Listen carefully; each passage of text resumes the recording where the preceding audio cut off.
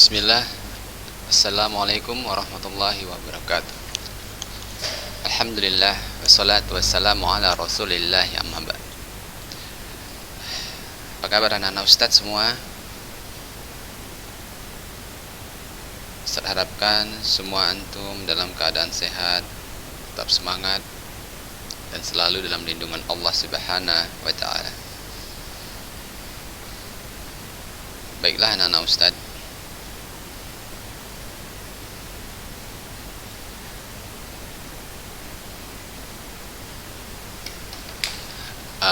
Ustadz ingin ingatkan kepada antum semua, jika ada tugas yang Ustadz berikan, Ustadz harapkan antum dapat mengerjakannya dan mengumpulkannya tepat waktu dan dengan pengerjaan yang serius tentunya,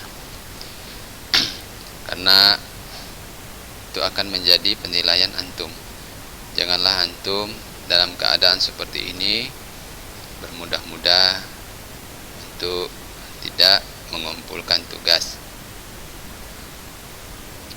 Baiklah anak-anak Ustadz, kita akan melanjutkan pembelajaran kita hari ini ya, masih di bab 2 ya, materi tentang teknologi informasi dan komunikasi. Di pertemuan sebelumnya Ustadz sudah jelaskan ya tentang alat-alat komunikasi ya, seperti kentongan ya, bel. Sekarang ini kita akan memasuki media komunikasi modern. Tentunya sebelum Ustadz sampaikan, tentunya antum sudah terbayang ya komunikasi modern. Bahkan antum sangat dekat sekali dengan alat-alat komunikasi ini. Baiklah, dalam sejarah perkembangan komunikasi tidak akan pernah bisa terlepas dari kemajuan teknologi dari dulu sampai sekarang. Sejak tahun 1960-an hingga sekarang, teknologi semakin berkembang sangat pesat. Berbagai media komunikasi yang diciptakan manusia dan penemuan media-media digital menjadikan segala aktivitas kehidupan berjalan semakin efektif dan efisien. Ya, beberapa contoh media komunikasi modern sebagai berikut. Ya, yang pertama anak-anak Ustadz, itu adalah surat kabar atau koran. Ya, surat kabar dikenal pertama kalinya tahun 56 sebelum Masehi pada masa Kekaisaran Romawi kuno. Saat itu surat kabar hanya berisi jurnal kegiatan sang kaisar. Pada tahun 1605 surat kabar pertama kalinya terbit dalam bentuk cetakan ya oleh John Corellius bertajuk Relation.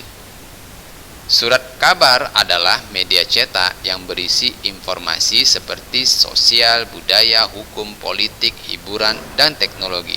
Seiring dengan perkembangan zaman, surat kabar bukan hanya dalam bentuk media cetak, juga dalam bentuk surat kabar elektronik atau surat kabar digital. Ya anak-anak Ustadz, mengenai surat kabar ini ya, sekarang ya, seiring dengan perkembangan teknologi, surat kabar ini sudah ada yang berbentuk digital ya.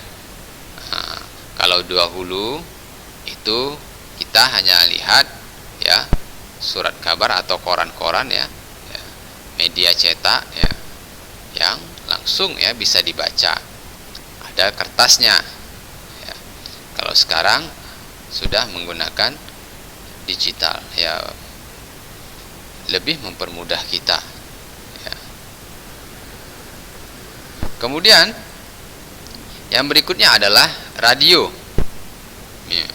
Penemuan radio ditemukan gelombangnya radio oleh Hendrik Hertz pada tahun 1887. Sekitar 10 tahun kemudian, Guglielmo Marconi membuat radio pertama, tepatnya pada tahun 1897. Radio berfungsi sebagai alat komunikasi yang hanya terdengar suara saja. Siaran radio menyajikan informasi, berita, musik, dan diskusi yang hanya bisa didengar saja. Setelah munculnya surat kabar, maka ditemukannya teknologi radio, anak Ustadz ya. Jadi radio ini ya sampai sekarang pun antum masih bisa menikmati ya radio ya, komunikasi seperti radio antum masih bisa menjumpainya ya. Surat kabar juga masih ya. Hanya saja radio ini ya sekarang sudah mulai ditinggalkan karena hanya dapat menikmati suaranya saja ya, suara saja ya. Tetapi masih ada penggemar radio masih. Berikutnya adalah televisi ya, televisi ya, televisi adalah sebuah alat penangkap siaran suara bergambar. Ini dah lebih maju dari radio tadi, ada gambar dan suaranya. Televisi berasal dari dua kata Latin, yaitu tele artinya jauh dan vision artinya tampak. Jadi televisi berarti melihat jarak jauh. Televisi ditemukan pertama kali oleh Paul Nipkow pada tahun 1883. Penemuan ini berawal dari ditemukannya cakram metal dalam bentuk logam kecil yang berputar dan memiliki banyak lubang. Perkembangan televisi juga sangat cepat, dimulai dari televisi hitam. Masya Allah. Anak-anak Ustadz ya, televisi hitam putih ya, kemudian menjadi televisi berwarna, televisi berukuran kecil sampai besar dan sangat besar ya. Dahulu ada layarnya cembung, saat ini berlayar datar, sekarang lagi tren lagi layar LED namanya ya, LED. Jadi perkembangan televisi ini sangat pesat. Kemudian televisi 3D ya. Jadi dengan adanya televisi ini, informasi seluruh dunia bisa diakses di mana saja dan kapan saja ya. Jadi anak-anak Ustadz ya, dahulu zaman Ustadz masih kecil, televisi ini hanya dua warna saja, hitam putih ya, hitam putih. Kemudian berkembang menjadi TV berwarna ya. Saat ini antum sudah lebih canggih lagi ya, layarnya datar ya. Kalau dahulu TV itu besar-besar, sekarang TV-nya semakin tipis ya, warnanya lebih cerah ya. Kemudian ada yang 3D ya. Jadi kita sangat dimanjakan sekali dengan televisi ya, sehingga kita menjadi penggemar TV. Hati-hati anak-anak Ustadz, jangan gara-gara terlalu banyak menonton televisi antum jadi malas belajar ya. Nah ini boleh, tapi sekali-sekali saja. Nah ini anak-anak Ustadz ya, televisi. Oke. Ya, televisi menghadirkan beragam informasi ya, acara-acara yang menarik, pendidikan, hukum, politik ya, dan entertainment atau hiburan-hiburan. Oke, kemudian kita masuk komunikasi modern yang keempat ya, yaitu faksimile atau faksimil ya, disebut juga dengan mesin fax. Berasal dari bahasa Latin faksimile yang berarti membuat salinan yang sama persis dengan aslinya. Mesin fax ini juga disebut dengan telekopier. Mesin fax adalah peralatan komunikasi yang digunakan untuk mengirim dokumen dengan menggunakan satu perangkat yang mampu beroperasi melalui jaringan telepon dengan hasil yang sangat serupa dengan aslinya. Nah, anak-anak Ustadz, kalau Ustadz rasa alat komunikasi modern ini sudah mulai ditinggalkan ya anak-anak Ustadz ya, hal ini, karena dia ini fotokopi seperti fotokopi jarak jauh ya. Jadi antum di satu tempat ya, kemudian di daerah lain antum bisa mendapatkan salinan atau kopiannya ya dari jarak jauh. Nah, Ustaz rasa ini sudah mulai ditinggalkan karena faktor ya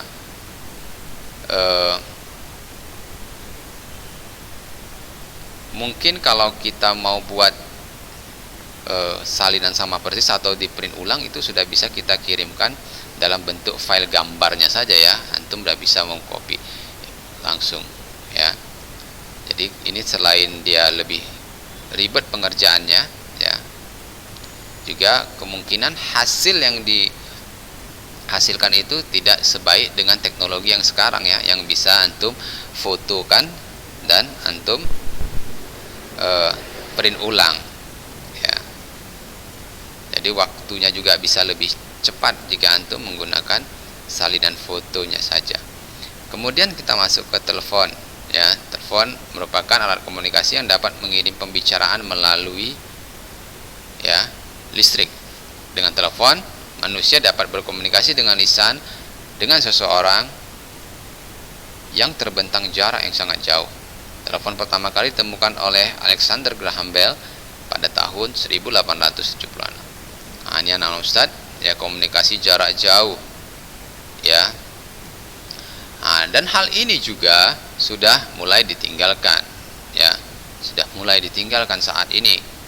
Kalau antum perhatikan telepon-telepon ini yang menggunakan kabel-kabel ya atau jaringan-jaringan ya, kabel ini sudah mulai ditinggalkan. Sekarang sudah beralih ke ya yang nirkabel, tanpa kabel, lebih mudah ya, sudah kalah dengan teknologi handphone. Oke, baiklah anak-anak Ustadz, ini berikutnya kita masuk ke teknologi handphone ya. Sejak 3 April 1973 kita telah mengenal handphone. Handphone biasa juga disebut dengan telepon genggam atau telepon seluler. Handphone merupakan suatu terobosan baru yang sangat spektakuler saat ini dalam dunia informasi. Handphone lebih praktis daripada telepon karena ukurannya sangat kecil dan ringan sehingga mudah dibawa kemana-mana. Dengan ya, dengan adanya penemuan handphone ya, memungkinkan orang bisa berkomunikasi kapan saja, di mana saja yang ada sinyal handphonenya. Masya Allah ya, kita dipermudahkan ini dengan teknologi ini ya, handphone. Jadi dengan adanya handphone ini maka telepon tadi sudah menjadi usang ya, menjadi ketinggalan zaman. Apa yang ada di handphone di telepon sudah ada di handphone, bahkan handphone melebihi dari apa yang ada di telepon ya. Antum bisa bukan cuma bisa bicara jarak jauh ya, tapi antum juga bisa melihat gambar-gambar, melihat berita-berita, semua sudah ada di handphone dan bentuknya sangat kecil dan praktis ya, mudah dibawa kemana-mana ya. Kemudian ada handy talkie. Handy talkie adalah alat komunikasi yang menggunakan sinyal frekuensi tertentu sebagai pemancarnya. Untuk menghubungkan handy talkie yang satu dengan yang lain, alat ini biasa digunakan oleh satuan kepolisian, tentara, dan juga pihak kesatuan pengamanan satpam ya. Ini sepertinya hampir sama dengan handphone, hanya saja handy talkie ini menggunakan sinyal frekuensi tertentu yang orang lain tidak bisa ya menggunakan jaringannya ya. Jadi hanya yang seperti kita lihat, seperti pengamanan, sapam ya, antar teman menggunakan handy talkie. Dan handy talkie ini juga biasanya dengan jarak yang tidak terlalu jauh. Kemudian anak-anak Ustadz, kita masuk ke komputer atau laptop. Komputer laptop adalah perangkat alat elektronik yang dipergunakan untuk mengolah data secara cepat dan tepat sehingga menghasilkan informasi yang akurat. Komputer ditemukan oleh 3 orang penemu, yaitu Herman Holler, Howard Aiken, dan Charles Babbage. Kehadiran komputer di dunia saat ini memberikan perubahan yang sangat luar biasa. Banyak masyarakat yang beranggapan bahwa komputer hanya digunakan untuk mengetik saja, padahal komputer dapat diaplikasikan dalam berbagai bidang seperti kedokteran, matematika, dan penerbangan. Ya, perhatikan anak Ustadz ya. Komputer ini ya atau laptop ya juga sebuah penemuan yang sangat luar biasa, sama seperti handphone tadi ya. Jadi kalau Ustadz menilai bahwa komputer ini adalah suatu alat yang memang sepertinya kita sangat butuh sekali ya, sama. Jadi mempermudah kita dalam komunikasi dan mempermudah kita dalam proses belajar juga saat ini ya, mempermudah ya, jika antum butuh sesuatu, pengerjaan bisa lebih cepat dengan menggunakan komputer, lebih simpel, lebih akurat ya. Nah, apalagi sekarang banyak sekali software-software yang ya ada pada komputer ya, untuk mempermudah dalam pekerjaan kita ya. Ya. Baiklah anak-anak Ustadz ya, di sini ada Ustadz berikan tugas kepada antum ya. Ini Ustadz harapkan tidak perlu berkelompok ya. Ini Ustadz rasa tugasnya sangat mudah sekali ya. Antum perhatikan alat komunikasi modern di sekitar antum. Selanjutnya tulis dan sebutkan fungsi ya. Antum isi seperti tabel yang ada di bawah ini ya. Nomornya, alat komunikasi modern fungsinya sebagai apa ya. Kemudian antum buatlah sebuah kesimpulan dari hasil alat komunikasi yang sudah antum amati tersebut ya. Ini ada 5 kolomnya, tetapi kalau antum dapat menyebutkan lebih banyak akan semakin lebih baik ya anak-anak Ustadz ya. Jangan antum seperti tugas-tugas kemarin ya, boleh Ustadz satu saja ya. Semakin baik, semakin banyak yang antum pahami, antum tahu, akan semakin baik anak-anak Ustadz ya. Ingat, tugas antum kumpulkan, jangan antum tidak mengumpulkannya. Waktu yang Ustadz berikan adalah 1 pekan ya anak-anak Ustadz, 1 pekan. Tetapi jika antum bisa mengerjakan lebih cepat, itu akan lebih baik anak-anak Ustadz. Jangan antum tunggu 1 pekan baru antum kumpulkan. Baiklah, jika ada nanti pertanyaan, maka antum boleh menanyakan langsung kepada Ustadz ya anak-anak Ustadz ya. Baiklah, kita akan lanjutkan sedikit lagi anak-anak Ustadz ya. Di sini ada peralatan dan bahan untuk pembuatan peralatan TIK ya, peralatannya atau bahan ya. Beberapa peralatan terutama untuk membuat produk TIK sebagai berikut, seperti bor ya. Bor berfungsi untuk membuat lubang ya, pada dinding, pada kayu, pada besi ya, buat lubang atau memperbesar lubang juga bisa. Kemudian gergaji adalah alat yang digunakan untuk memotong atau mengurangi ketebalan kayu contohnya ya. ini anak Ustadz sudah tahu semua bentuknya ya anak Ustadz.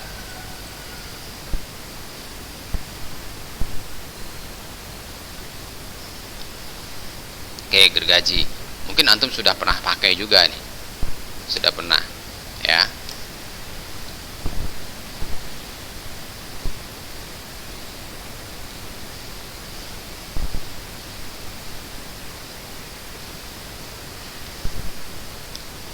Kemudian ada tang. Iya, ini tang anak-anak Ustadz. Tang gunanya untuk menjepit atau memotong benda atau mencekram ya. Tang biasanya antum kalau ingin memegang sesuatu atau memotong bisa menggunakan tang ya. Kemudian palu ya, atau kita sering kenal dengan martil. Adalah alat yang digunakan untuk memberikan pukulan atau menokok benda, menokok paku ya, bisa ini pakai palu ya, di palu atau martil. Kemudian gunting seng ya, alat yang digunakan untuk memotong seng atau sejenisnya ya. Ini perhatikan anak-anak Ustadz, gunting seng ini beda sama gunting-gunting biasa ya anak-anak Ustadz. Jadi kalau gunting seng ini bisa memotong yang lebih keras ya. Kalau antum mau memotong yang keras menggunakan gunting kertas ya itu sangat susah ya. Ini gunting seng anak-anak Ustadz, beda dia. Kemudian ini mesin ketam ya, untuk memperhalus permukaan kayu ya. Ini yang listrik ya anak Ustadz, mesinnya menggunakan listrik ini ya. Jadi ada mesin ketam yang manual, tapi ada yang mesin, ini yang mesin ya anak Ustadz. Oke. Baiklah anak Ustadz, mungkin ini saja dulu yang akan Ustadz sampaikan hari ini kepada anak-anak Ustadz ya. Ustadz harapkan antum dapat mengerjakan tugas-tugas yang Ustadz berikan, dan antum Ustadz harapkan dapat mengulang-ulang kembali pembelajaran ini ya. Bila perlu antum akan menyalin kembali materi ini ke dalam buku tulis antum ya, sehingga nanti saat ujian antum sudah mudah untuk belajar kembali. Baiklah anak-anak Ustadz ingatkan sekali lagi, jika antum ada pertanyaan antum bisa langsung ya menghubungi Ustadz, dan jangan lupa untuk mengerjakan tugas anak-anak Ustadz ya. Saya cukupkan pembelajaran kita hari ini. Mudah-mudahan apa yang Ustadz sampaikan dapat menjadi ilmu yang bermanfaat bagi kita dan menambah wawasan. Subhanakallahumma wa bihamdik, asyhadu an la ilaha illa anta, astaghfiruka wa atubu ilaik. Assalamualaikum warahmatullahi wabarakatuh.